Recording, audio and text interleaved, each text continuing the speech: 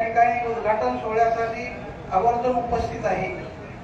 या ठिकाणी हा उद्घाटन सोहळा प्रत्येकाच्या जीवनामध्ये स्टँड असावं।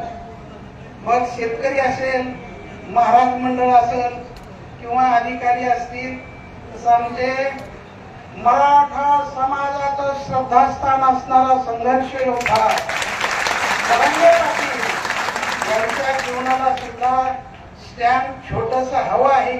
त्या मानाने कमीच पडलं, पण मोठं पाहिजे होतं। पण अनेक आरोप करणारे आहेत, त्या मानाने व्यवस्थित झालेलं आहे।